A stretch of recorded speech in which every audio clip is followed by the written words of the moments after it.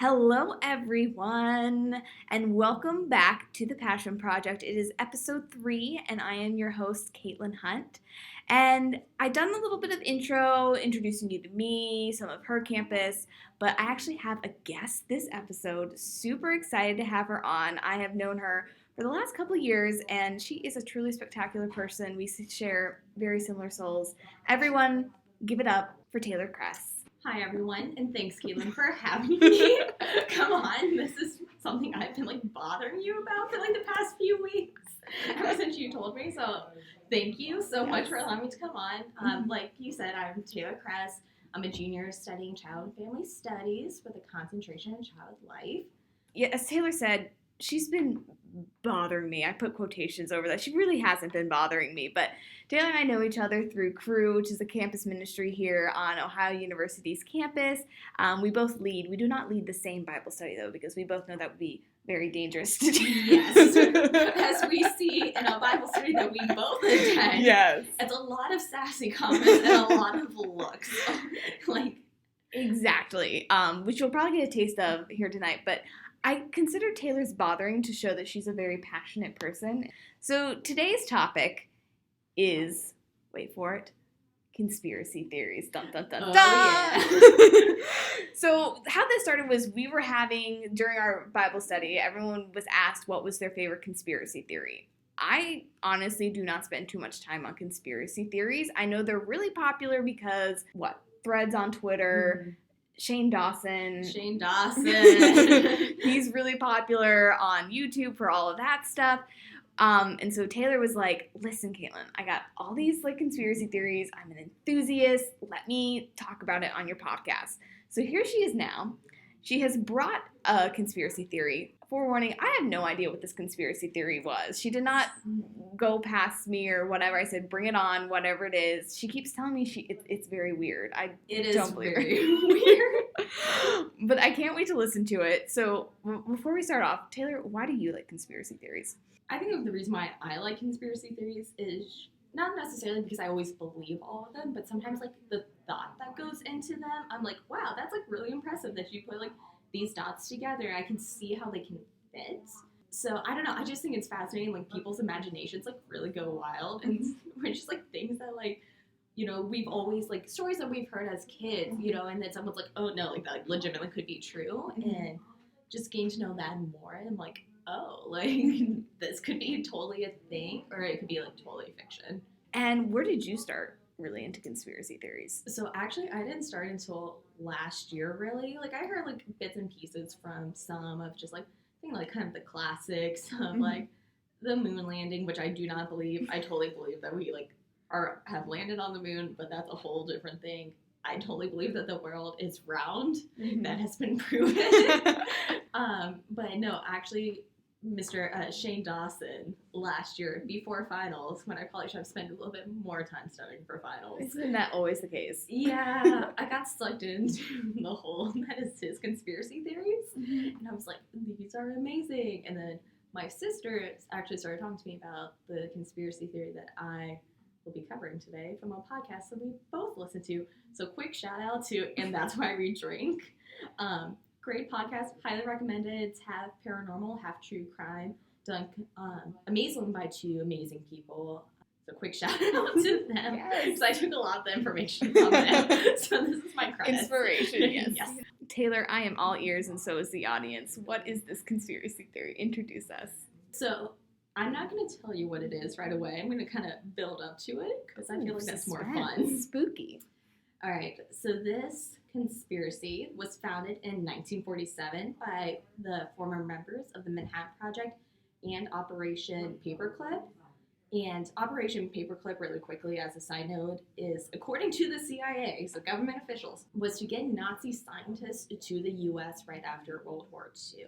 But Operation Paperclip is a whole different conspiracy theory and weirdness in of itself. In 1958, President Eisenhower is in office with Richard Nixon as vice president, and together they established NASA and an organization called DARPA. Now, DARPA is obviously less known than its sister counterpart, and honestly, a lot of DARPA's documents are still classified, and it's you can get the gist of what they cover, but you can't get like super deep into it. So like I said, NASA is really well known and did the Apollo project, and NASA and DARPA actually got put under the umbrella of the Air Force in 1961. NASA starts rocket tests for the Apollo project. So then a few years later, Kennedy assassination happens, and that is where we get our conspiracy theory called Project Pegasus, created by the Air Force and DARPA. So Project Pegasus is about time travel, teleportation, or what they call jumps. First successful one was in 1964. In 1965, NASA experienced major setbacks with Apollo, and Project Pegasus really took off at this point. So our main character, so to speak, or the main person I'm going to talk about is Andrew Basiago. Here's the thing about Andrew, okay? Andrew is now currently a lawyer in Washington, has been practicing for years, but he claims to have been part of Project Pegasus earlier in his life. He founded the Truth Movement, and for anyone that doesn't know, the Truth Movement is something that's going around right now asking the government to declassify many classified information. They stand on the basis of that anything that happens with the U.S. government or that involves the U.S. public, that it should be public information. And he is now an official whistleblower for the military and mostly over classified documents of the government. So Andrew, quick little background on him. He was born September 18th in 1961. He was born in New Jersey. He's the youngest of 5. And he claims that when he was younger, he had telepathy and was able to move things with his mind and was quote unquote what he called himself as an indigo child. Oh, so like X-Men sort of. Like immediately I thought of is he like Dr. X or Professor X? Kind of. Andrew's an interesting character in the sense of that he claims that those powers have now gone away, and they went away throughout his childhood and stuff. But according to him, he distinctly remembers being able to move things like with his mind or catching snippets of conversations that were happening inside people's heads. Mm-hmm. So just to say that this person isn't completely crazy, Andrew has 5 degrees, one of which is law school. Mm-hmm. An extremely hard thing to get through. Exactly.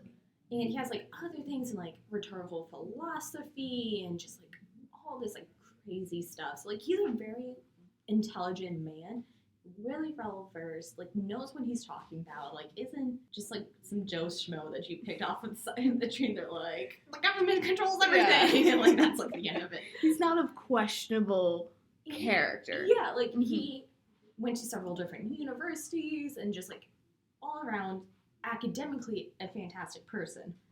Here's how much he believes in what he is saying. He has signed an affidavit saying that if anyone can prove that he is lying, he gets disbarred and basically his reputation is forever destroyed.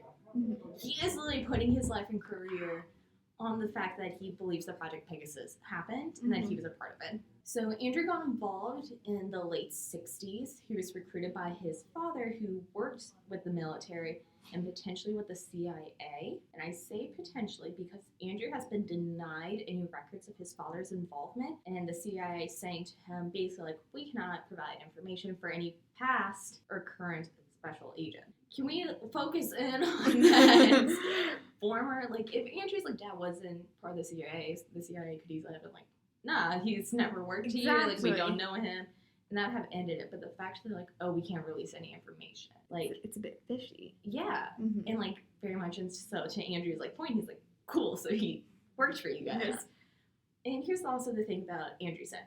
He was a very smart man. He was an engineer, he was an engineer for the military, and obviously had a hand in Project Pegasus. According to Andrew, he was one of the people that actually helped build the platform and the technology that helped them teleport places. So this man ain't dumb.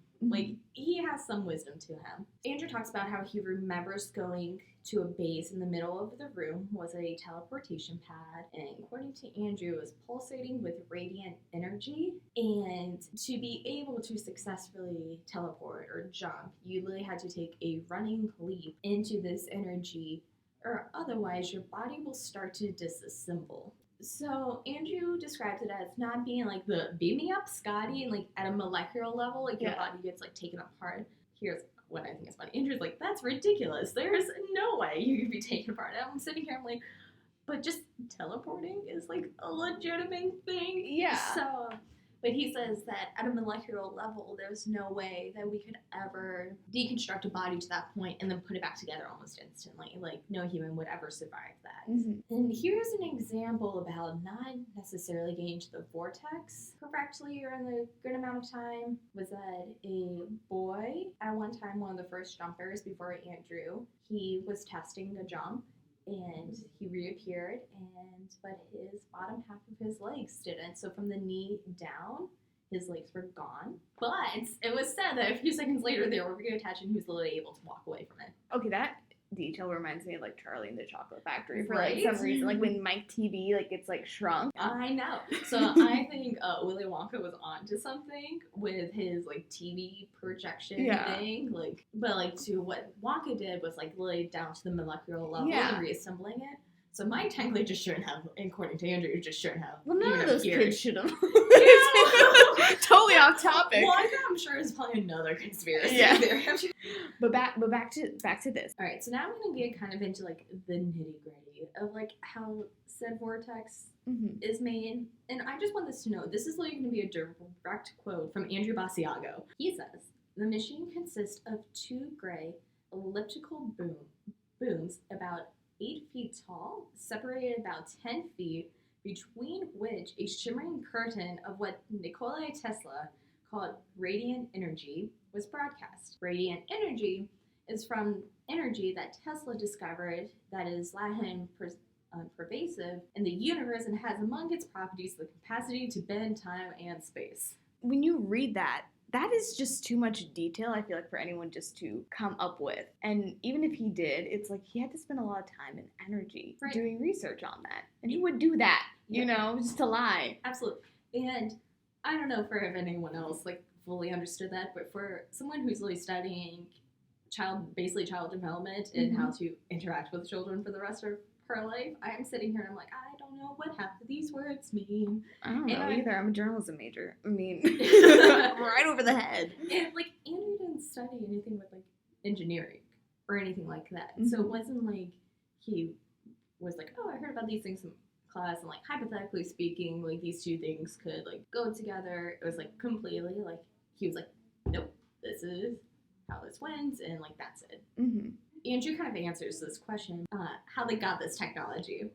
It's from Tesla himself, and no, I do not mean the car. I do not mean Elon Musk. Like this the OG Tesla. The OG Tesla. So Tesla has a conspiracy theory with him as well, is that before his weird and untimely death, supposedly he was working on time travel for the U.S. government, and then like all of a sudden he just like died.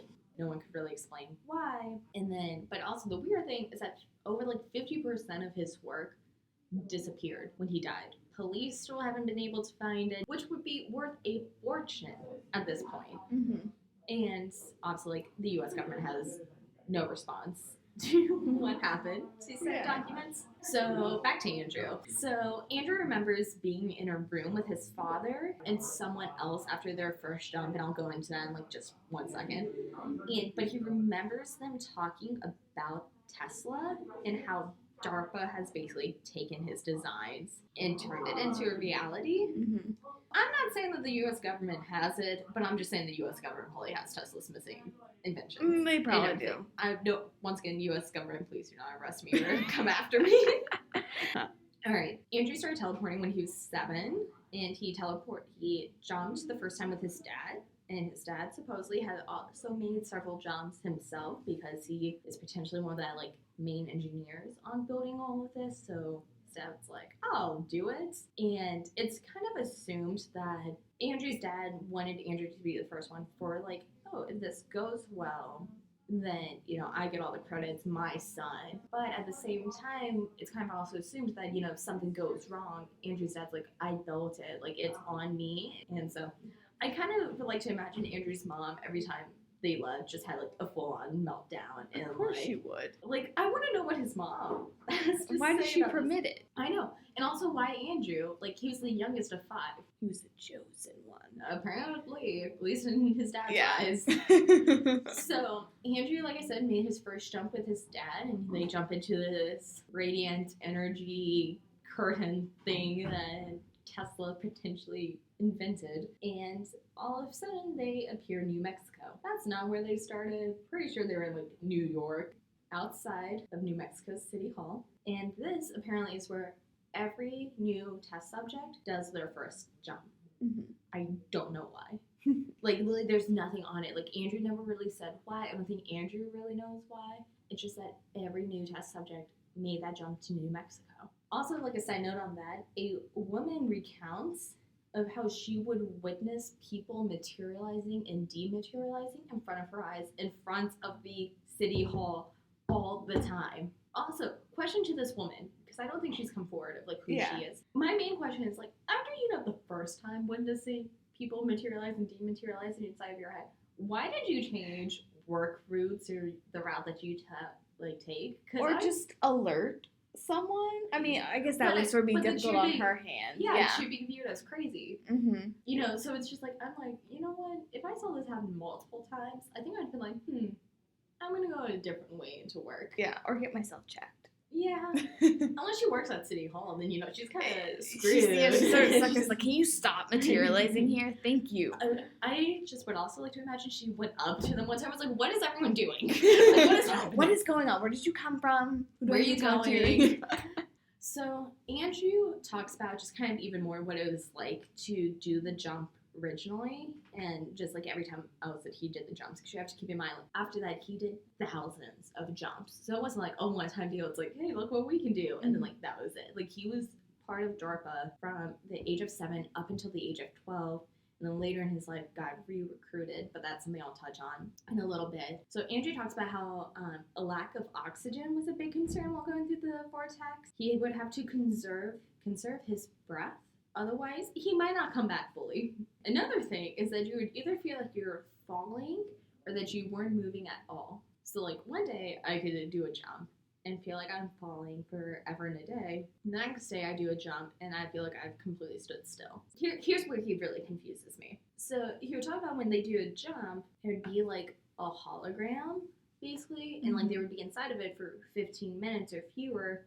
And then the hologram would collapse after 60 seconds of standing in a field. They would find themselves back in the present on like the stage. I'm doing quotation marks, like the like jump pad. But he also talks about like how he would be both like technology would allow them to travel both physically and virtually. So which confuses me even more, like for my simplistic mind of things that are not, can you color inside of the lines, children? It's not as simple as the movies. Yes, and like that's what Andrew talks about a lot too. He's like, everything that you've learned about time travel through movies, throw it out the window. Apparently, that's not how this works. And when did he make these statements? Because I'm like, has he seen Endgame? That seems more realistic than Back to the Future, to be honest. Yes. The last thing I could recently find was something from like 2018. Okay. So he's still very much active. So he hasn't seen Avengers Endgame. At least to my knowledge. I don't think he's commented on it. I think, maybe he was one of the first people to review it. Like, maybe they're like, as a time traveler yourself. Can you like the Russo brothers reached out and was just like, so we need an accurate depiction. Help us out. Absolutely. You know? So another thing I would like to mention is that before Andrew, there were obviously other test subjects. Like, so, people like have kind of tried it out, but once they felt ready and they're like, oh, we need like a more legitimate jump, that's when like kind of Andrew came in. But the people that kind of tested it before like Andrew were children, but children that weren't necessarily, this is not my opinion, this is what I've read, quote, children that weren't necessarily being missed or noticed were gone. So unfortunately, it was like orphan children. So like the boy who had his legs chopped off by radiant energy, then reattached seconds later, was potentially like an orphan child. So like I said, children were a big part of DARPA. Like this is how they did a lot of their jumps. Later on they got a few adults, but nothing like too majors. And so in case anyone's curious of why specifically children have an advantage over adults in terms of adapting to the strain of moving between past, present, and future. Because let's think about this. You know, a kid, if I was like, hey, by the way, you're going to be in Columbus, Ohio, then all of a sudden, like, teleport to Disney World, your kid's going to be like, cool, and, like, go with the flow. Like, they're not going to question it. But if I look at an adult, like, hey, I'm going to teleport you from Columbus, Ohio to Disney World, they're going to be like, what? How? It's what? Yeah, there's going to be all those detailed questions. Yeah, and they're not going to go with the flow, or even when it happens, they're still going to sit there and completely overanalyze everything and therefore lose sight of what the mission is and what like DARPA has sent them there for. Mm-hmm. So they're like, kids will just kind of follow instructions from adults and be like, cool. Yeah. That's what we've almost in a way like have trained them to do. Yeah, like take advantage of that innocence. Yep. So Andrew has stated that he has been to the past and to the future. So both to our time that we're currently in, also way into the past, and then way into the future as well. His most famous jump, and I say most famous because you can Google this, is when he is pictured at President Lincoln's Gettysburg Address in 1863, and I have proof. So if you notice, at least on my picture, basically on the left-hand side is a little boy. Very much out by himself. He's not around adults. Like, there's kind of like a group of men, but like very much he does not look like he is associated with them. But if you take a closer look, he has a bowl cut. Yes. He has what looks to be a bomber jacket, jeans, like Converse, and sneakers. Yeah, sneakers. I'm looking at the photo, guys, and hopefully you are as well. And that's crazy. And it doesn't look like it's photoshopped or like anything. It's so blurry, but you know that there's something up because it's the Gettysburg Address, the 1800s. Like, photos were not as good as they are. Yeah, and today. So then people have like tried to be like, oh, like they just have like added him in later, like with like nowadays technology, you know, people are insanely good at Photoshop. Like the things that people can do is insane. People that are really like hired to like make sure the photos are authentic literally cannot disprove this. Literally cannot figure out. Either someone was like way ahead of his time, like by like 100 years, or Andrew was truly there and can actually, like, if you ask him in great detail, describe everything that happened.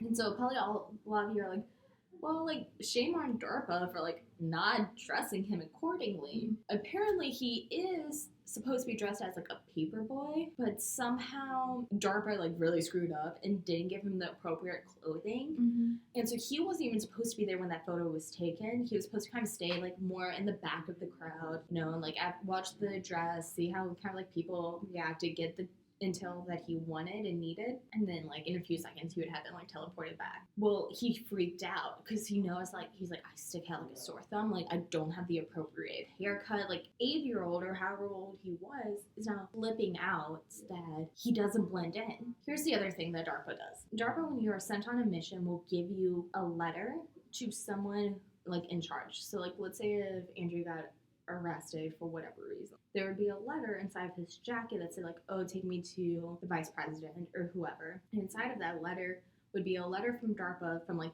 the 70s and be like, hey, we're future U.S. government officials, like I know everything about you, like here's the proof. This kid that you have, his name is Andrew, like let him go and let him go back. And like basically has instructions of like what to do with him from there on. You know, this could have just been avoided, like they dressed Andrew accordingly. Yeah. Andrew says like he never really had to use the letters. Andrew also says that he has been to the Ford Theater when President Lincoln was shot and killed by Booth. He said that DARPA and himself would never really allow him to watch the assassination, that Andrew apparently traveled to this town 5 to 6 times and was there, and he would always leave, like he would like know that it was coming, so as soon as he saw Booth enter the booth, he would turn, start walking away. He would hear the gunshot and everyone freaking out, and he would start heading to his like exit point. Here's also the thing. Andrew, since he did this jump so many times, would actually run into himself while leaving. Okay, yeah, because time lapse, and I don't know if this refers to the butterfly effect, but So it doesn't really, I think, just Yeah. because, like, he's not interacting with himself. So, like, what's happening is that Andrew he said he only ran into himself twice out of the 5 or 6 jumps. And he claims that there were just slightly different alternative realities on adjacent timelines. Basically, the few times that he ran into himself, I think he kind of just describes it like, oh, he would give himself, like, a little, like, head nod, or, like, they would look at each other. It's like, oh, we can't really know that we're really looking at me. So they would go their separate ways. But he also talks about that he can never jump at that same point. So, like, let's say at, like, one day he jumps at, like, 5 o'clock. Then that means, like, the next time he does the jump, he has to jump again at, like, 5:10, and, like, so on. So that way it's not all the Andrews show up at the same exact time. It's on the adjacent timelines that everyone's showing up a little bit different. So another thing that supposedly people have witnessed from Project Pegasus is the assassination of JFK. Okay, I knew that had to be in there somewhere. Yeah, like, so I think that's kind of like a Given of that, you know, one of the most, I could probably say probably the most famous assassination right next to Lincoln is JFK. Like, and the thing with, like, JFK is, like, we still to this day don't really know, like, what happened. Like, just to give DARPA, like, half a point, I guess, after all the weird kind of messed up stuff they've done, they sent adults and had them witness 9/11. so how did DARPA, since this is a project that's happened in the 70s, how did they know even about 9/11? Yes, they time travel to the year 2045. So they'll, like, jump to different time points, like, in their future, and be like, hey, and they'll meet up with, like, a specific person who they'll hand a letter once again, explains everything, and, like, cool, give me an update of, like, all these, like, major things that have happened. Like, it's the state of the world as a whole. What's, like, climate looking like? Who's president? Like, major thing has happened, and they collect all this information. The U.S. government, if we're gonna go along with that, everything that Andrew is saying is true, has known about 9/11 literally since the 70s. Here's why they couldn't stop it, because this is the only time that kind of the movies get it right, is that it's kind of like a fixed point in time. But to go off of your example of Endgame, you know, when Bruce is getting one of the stones, they talk about how, like, cool, like, it might help your future, but how does that impact the other futures? Or, like, it might help your future or, like, their present, like, right then and there. But, like, what's that, like, ripple effect? Which is why they couldn't stop it. Yeah, that would be amazing. They saved all 2,711 lives, I believe it is. I'm very sorry. I mean, no disrespect if I get that number wrong. So, like, that would have been great if they stopped it then. But what would have been the aftermath of that? Like, it could have been something a lot better, or it could have been something tenfold as worse. You know, it could have been an even bigger attack than what 9/11 was. Like, that's why they never changed it. We just don't know when truly that alternative future would have been. So, like I said, Andrew has visited. He himself has visited the year 2045. He has said by that time there will be world peace, and that the climate has, like, evened out, and the earth is thriving, and so is the life on it. So we're thriving, is what Andrew in 2045. Well, I never said right now. Yeah, because I guess what baffles me is, I think it would baffle probably a lot of other people, is he's saying that we're gonna have world peace. It's just, I guess, also looking at what state of, especially this week with the impeachment inquiry going on, it's like, how can we go from here to there within a matter of 20 years? But it's 20 years. I mean, think about where we were, like, in the 90s. At this point in time. You know, I am so glad you brought up current President Donald Trump. Andrew says... Oh, he has answers for that. Okay. Yes, he does. He says, to achieve this, that President Trump had to become president. But according to Andrew, is that it is for Trump. Andrew says that for himself personally, he will either be elected president or be vice president by 2026. And that is how we will know for sure that everything that he tells us is the truth. So you're telling me Kanye's not going to be president? I am so sorry, Caitlin. Kanye is not going to be president, or at least that Andrew has shared with us. Maybe that's, like, the best for last. So how does he, I guess, how does he have this plan to become president? Because we're not really seeing him anywhere except in these, like, deep, dark, like, conspiracy theories. If you check the ballot, technically he is there. Okay. He ran in the past election, so back in, what was that, 2016? Yeah. So he ran then. He's obviously running now for 2020. And so he has basically one more election after that. If he doesn't at least become vice president. So you can't technically vote for yeah, Andrew. so he's probably like down on the ballot somewhere, like grassroots movement, not a major campaign though, is what he's talking about. Because no one takes him seriously. Because everyone knows him, or at least like a lot of these politicians know him as this government whistleblower that literally started the truth movement. And they're like, you're a psycho. Yeah. No. So you might be wondering, like, oh, does any other future president get a heads up that they're going to be president? Well, of course, because it would be rude of DARPA just to go to Andrew. But here's the thing, they're still selective of who they tell this to, Caitlin. Could you imagine, like, a George Washington, like, on the battlefield? Oh, that's the other thing I forgot to even mention. One of Andrew's jobs was to go to a battle with George Washington and just Jade Shield in his tent. Oh. Okay, of course my Hamilton mind immediately goes, where was Alexander? Where was he? I don't know. I don't think that was the answer because when he made these, Hamilton wasn't at its peak yet. Dang it. But, okay, that's still weird. This reminds me of, like, some, like, PBS kids show, you know? Like, Liberty Kids! Exactly! I'm like, is this Liberty Kids? Like, what is going on? No. But just imagine George Washington, just a little Andrew at the age of, like, 8, going like, sir, you're gonna be president. And Washington's like, I'm too busy, kid. Yeah, I'm fighting a war. I gotta finish this, then we can talk, okay? So, Andrew's a character. And like I said, obviously it'd be a little unfair if only Andrew got to know that he was president. Andrew said that the ones at least that he has personally sat in on was meeting former President George Bush, George W. Bush, Okay. Bill Clinton, and why Barack Obama himself. Okay, so he's sat with the latest presidents. Because just for me, using those presidents, not to like discredit Andrew, but it's like, okay, anyone could really say, of course I sat down. Like, it's like, you know, post, whenever he made these segments, like, you know, it's like, yeah, now we know that they're becoming presidents. Why didn't you say something beforehand? Like, I almost wonder if he was like scared, and I think also like for a lot of the presidents, so like the Bushes and Clinton, I think he was still going through school, like through college, because he's around the same age. Oh no, actually he should be out because he's the same age as Barack or President Obama. Who knows? Apparently, I don't know if like DARPA was like, hey, this is when you have to come. So, like I said, so the reason why DARPA goes to these young future presidents is to help start shaping them into becoming the U.S. leaders and start to initiate them into like the DARPA program.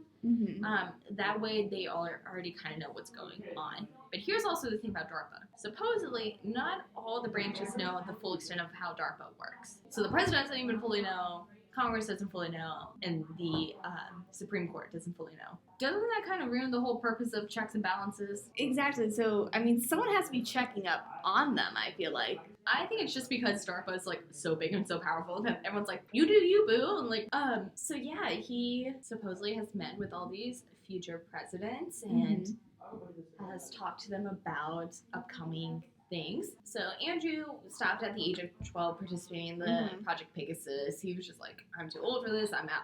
Could you imagine at the age of 12 like, nah man, my career is done, I'm retiring. I'm too cool for time travel and teleportation. But we're just getting started, man. Yeah, nah, he pieced out. Like, I don't know if he, like, aged out almost, or if his dad's like, okay, that's enough, or like, son, you're too old, you gotta play sports now. Like, yeah, you aged out. Yeah, so who knows? So, you know, Andrew kind of starts living what I'm assuming is as normal of a life as he possibly could. That he goes to college, and then DARPA approaches him again and says that they want him to be a part of a different program. So Andrew agrees, and his new placement inside of DARPA was to be trained to go onto missions on Mars. So did Andrew end up going to Mars, or according to Andrew, smiling at me? According to Andrew, yes. Fair warning, I want everyone to know so that way you don't think I'm completely crazy. This is where he loses me. Everywhere else, I'm like, oh, I can kind of I'm starting to lose you too. Yeah, the Mars is where he loses me. Yeah. All right, so years later, so, you know, Andrew gets approached by DARPA. They're like, we're going to send you to Mars, but you have to take, like, these classes, because since it is going on to a different planet, a different atmosphere, and experiencing aliens. But it's not just Andrew, you see, because in college, in these classes, was no other than Barack Obama, who at this point, and you can prove that they went to the same college at the same time. Andrew knew him as Barry Soetoro. You can look it up. This was literally like I know he went by Barry in college. Yeah. Andrew could also just be making this stuff up. But here's the thing: there was another person who I totally forgot to write down their name. He even was like, yeah, no, like Andrew and I used to hang out with like Barack Obama, and like he was in these classes with us to like go to Mars. So like Andrew has like, yeah, like Andrew has backup, and like Andrew through all this has backup of like different doctors and like people coming up like, no, I used to work for DARPA. So among their Mars classmates was Regina Dugan, which is not really a name that most people know. She was appointed to be defense secretary, and then later placed in charge of DARPA under the Obama administration. We overlooked that cabinet position. We did. Why did no one go to that first?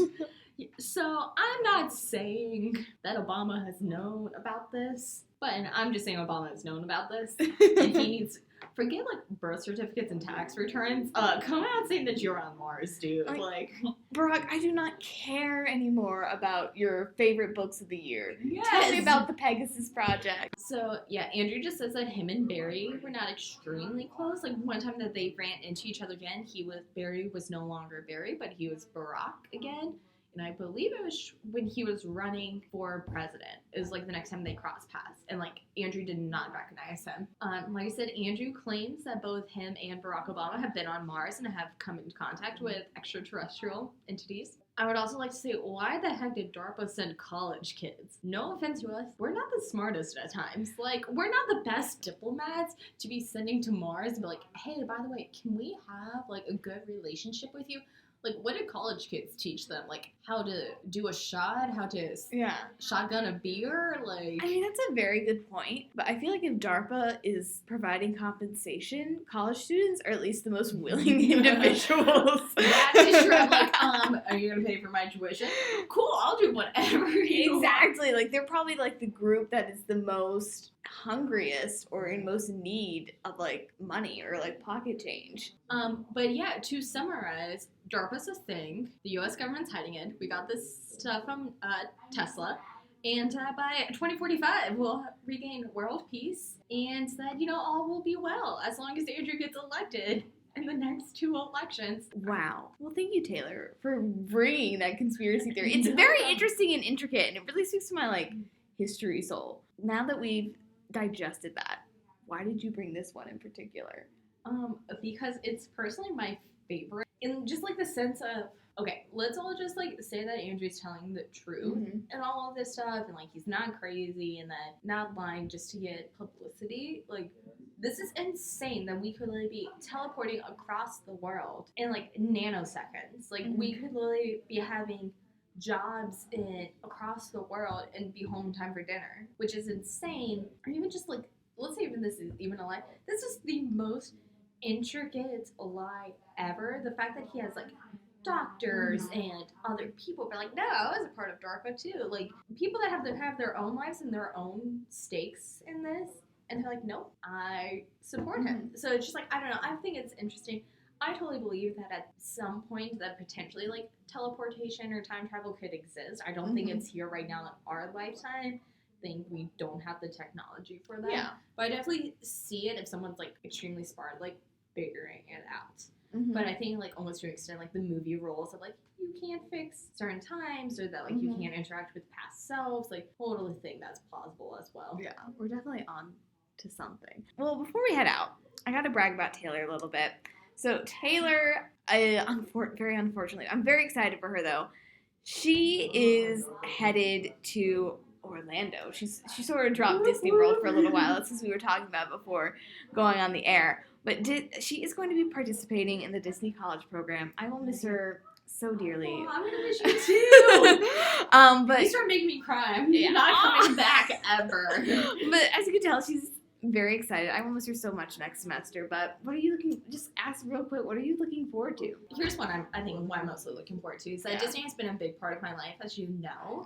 And so when I think back of, like, my childhood, like, there's so many great memories of me being with my family and my grandparents inside of Disney World and just like genuinely spending time with each other. So I'm excited to help build that for other families and like really just make those magical moments. I'm not trying to sound like a Disney robot right now, but like genuinely, like this is what I'm excited about. And like Kayla and I have even talked about this, is that giving back to a company that's given me so much in the sense of like happiness and like always feeling like it's my second home. I want to be able to create those magical moments for kids and families that, I'm fortunate enough to be to Disney as many times as I have. So, like, just making the most for families out of their week stay or 2-day stay. Yeah, and Taylor is so passionate about Disney. We talk about it so much, and so I know she's going to do awesome. She's going to be gone from January to May, so you get to be introduced to her, but it's like, a quick little treat of her. But I'm hoping when she comes back, she is so ready to come and talk about it. I know everyone wants to hear about it. It's a big college thing, so I'd love to hear about it more and her passions. But Taylor, thank you so much for coming on. I don't think you're weird. Thanks. I do think I'm a little weird, but it's fine. I'm used to it at this point. But thank you so much for having me on, and thanks for letting me pester you for like 2 months. Oh my gosh. No, it's been my pleasure, and I know it's been our viewers' pleasure. But everyone, this is the Passion Project. Thank you guys so much for listening. I've been your host, Caitlin Hunt, and tune in next time for another great episode full of passion.